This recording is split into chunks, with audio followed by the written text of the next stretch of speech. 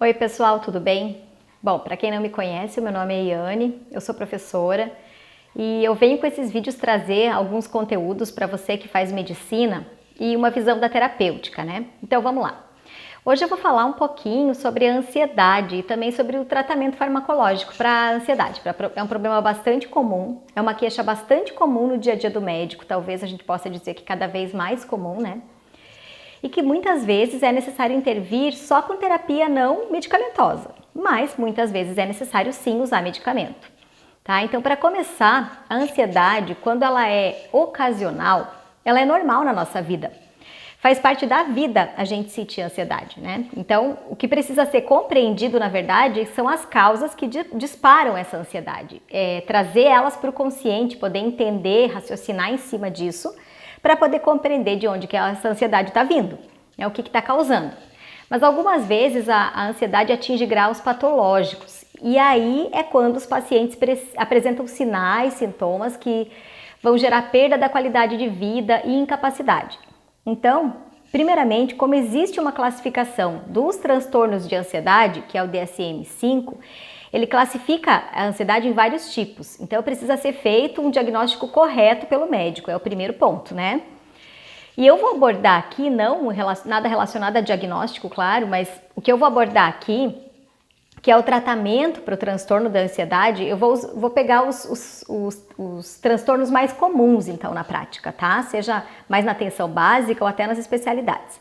O médico, lá na atenção básica, ele precisa conhecer os tratamentos e, se necessário, saber encaminhar o paciente. Para poder tratar, precisa conhecer as estratégias terapêuticas disponíveis, seu grau de confiabilidade, então por isso que esse vídeo é importante. Geralmente, os transtornos de ansiedade, eles são tratados com várias modalidades, ou seja, tem estudos que demonstram que quando se usa um medicamento junto com uma abordagem de psicoterapia, por exemplo, o resultado sobrepuja o uso de uma medida única. Então, associar terapias sempre dá melhores resultados. Isso é o que mostram os estudos, tá? Logicamente, temos que pensar na questão do acesso ao tratamento, tanto farmacológico e também ao tratamento terapêutico, né, de psicoterapia. Se o paciente tem acesso a um profissional que possa realizar uma intervenção, como, por exemplo, a terapia cognitivo-comportamental, que é uma das mais estudadas para esses casos. Não que as outras abordagens de psicoterapia não funcionem, não é isso, apenas o motivo de citar a terapia cognitivo-comportamental é pelo fato dela ser mais documentada em estudos. Por exemplo, tem revisões Cochrane que trazem, mostrando a efetividade, principalmente com crianças e adolescentes, tá? Então é nesse sentido. Agora, dentro dos grupos farmacológicos, o que se deve priorizar são os agentes de primeira linha, que são os inibidores seletivos da recaptação da serotonina, esse é o grupo da fluoxetina, sertralina, paroxetina, citalopram e outros, né? Também os inibidores da recaptação da serotonina e noradrenalina, então não é seletivo para a serotonina, né? Que são os fármacos desse grupo, são a duloxetina e a mirtazapina, que são digamos, os mais usados hoje, né? São esses dois.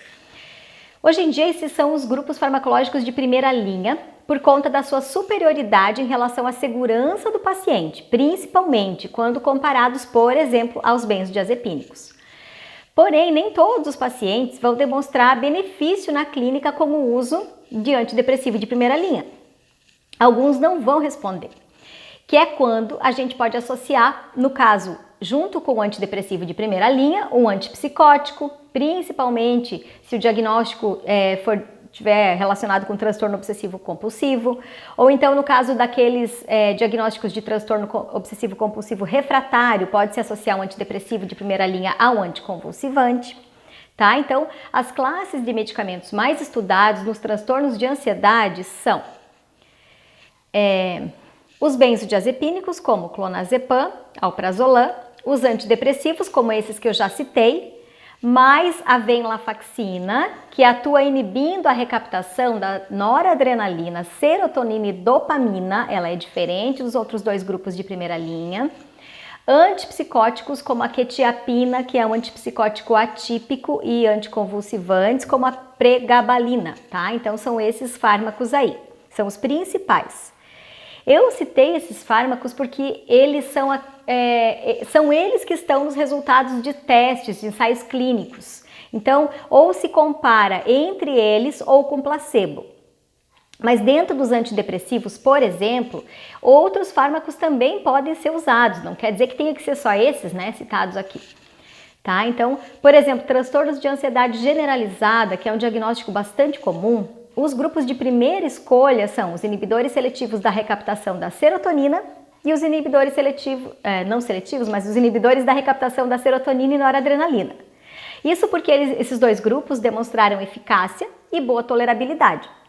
Então, ao prescrever um fármaco desses grupos, se o paciente demonstrar uma resposta clínica, mesmo que moderada, deve-se manter esse medicamento por pelo menos 12 meses. Então, o paciente respondeu.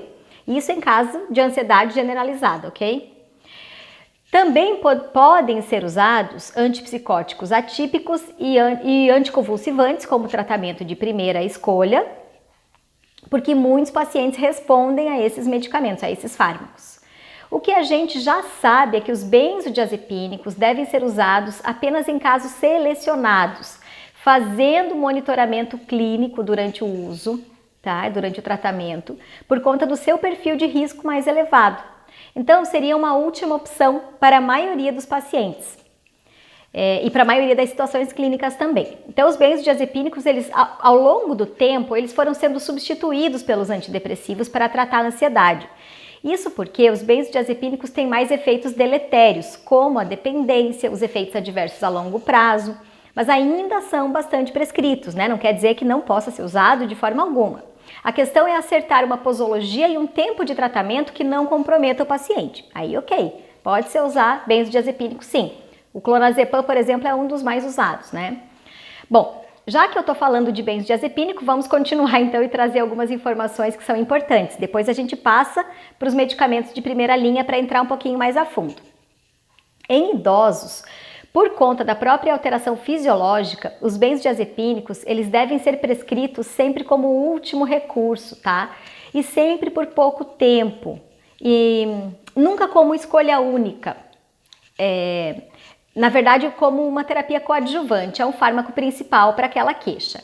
Então, como eu falei, o clonazepam, que é um benzodiazepínico de longa duração, ele tem bastante tendência a causar sintomas diurnos, como sonolência, dificuldade de memória, aprendizagem. Então, muito cuidado para prescrever nos idosos, para a gente fechar esse grupo de pessoas, né? Estudos mostram que a venlafaxina e a duloxetina são muito eficazes para tratamento de quadros patológicos de ansiedade, mesmo sem depressão. Então, em relação à segurança desses medicamentos em idosos, demonstraram causar mais reações adversas do que em adultos, mais reações de menor gravidade e magnitude. Então, ainda é melhor estar usando para idoso a venlafaxina e a duloxetina do que os benzodiazepínicos, mas em todo caso, né, existe também a possibilidade do uso do benzodiazepínico, tendo bastante cuidado com a dose, que deve ser sempre calculada, né, por causa das alterações que os idosos têm da própria senescência. Outro grupo farmacológico são as imidazopiridinas, representado pelo zolpidem, zopiclona, zaleplona, também são fármacos que atuam lá no GABA, igual aos benzodiazepínicos. Inicialmente, eles se mostraram como uma vantagem terapêutica em comparação aos benzodiazepínicos, mas com o tempo de uso se verificou que tanto eles quanto os benzodiazepínicos, eles ficam no mesmo patamar em relação ao risco, ou seja, naquele critério da segurança. Entendido? Então, essa questão que eu trouxe agora, comparando os benzodiazepínicos, que são fármacos que eram muito mais utilizados, né, eram até considerados como primeira linha para tratamento de ansiedade, alguns quadros, né, de ansiedade, alguns diagnósticos de ansiedade, a questão do cuidado que nós temos que ter com eles em relação à prescrição para idosos, tá? Então, bastante cuidado. Vamos falar um pouquinho agora mais aprofundado sobre aqueles fármacos de primeira linha que são os antidepressivos, ok? Então, tem estudos que comparam um antidepressivo tricíclico, por exemplo, como a tianeptina, com o inibidor da recaptação da serotonina como o escitalopram. E ambos demonstraram benefício em desfechos de déficit cognitivo, memória, ansiedade, tudo isso medido naquela escala de ansiedade de Hamilton. Então, venlafaxina, vortioxetina, duloxetina também foram estudados e demonstraram efetividade, certo? Então veja como tem vários fármacos, né, dentro dos antidepressivos que têm resultados de estudos e que demonstraram eficácia. E não só eficácia, demonstraram efetividade, né? Foi essa palavra que eu usei.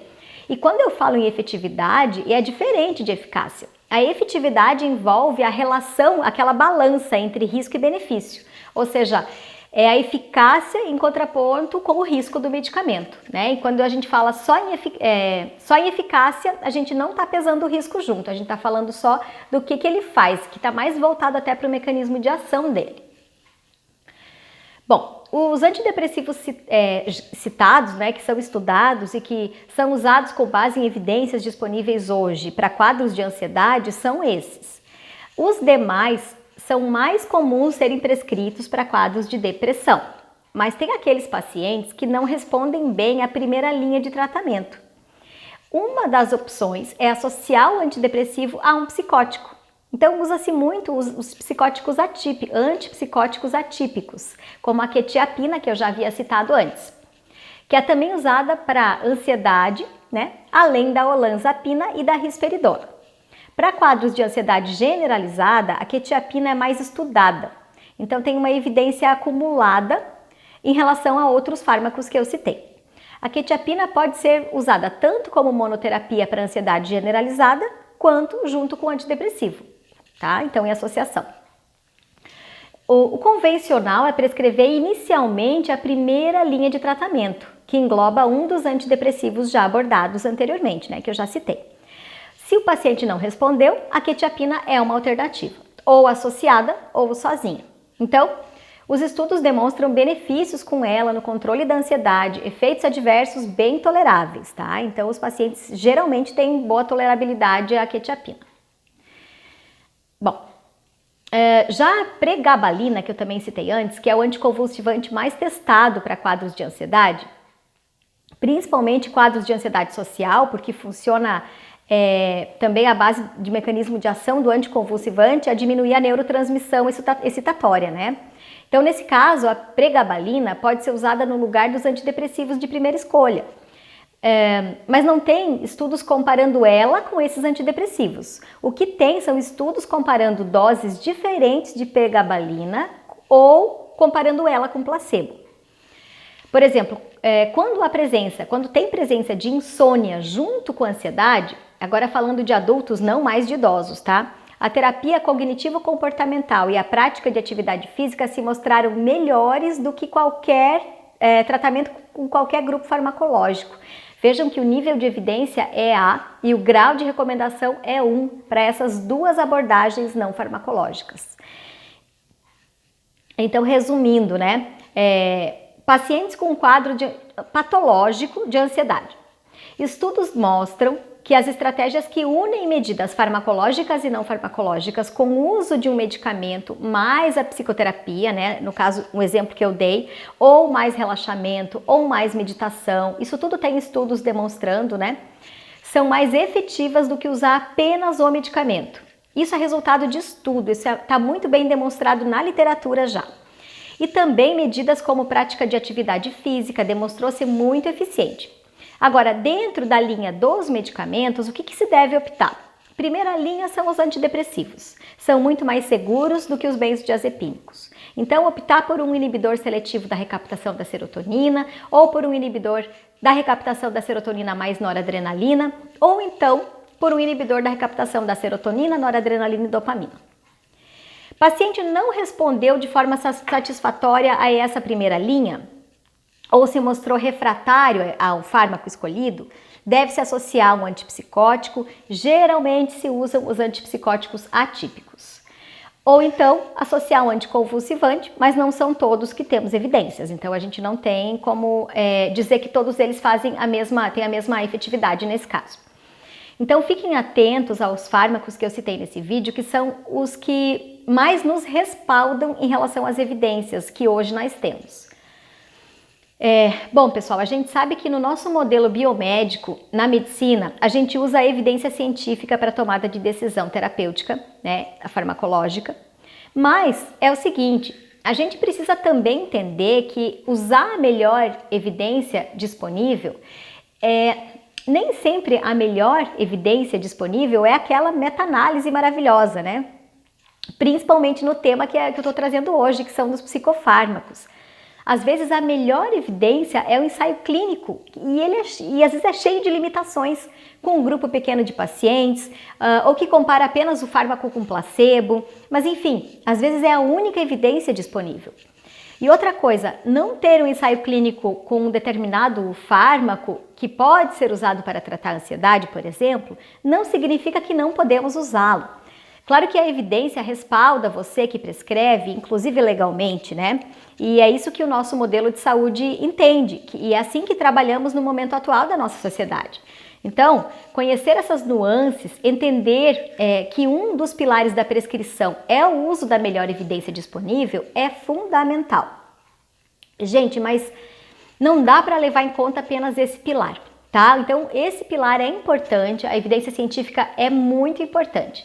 Mas também é preciso levar em conta a experiência clínica que cada um de vocês vai adquirindo na prática. Claro que ela é mais subjetiva do que as evidências científicas e é por isso que elas se aliam na tomada de decisão terapêutica. E ainda tem um terceiro pilar.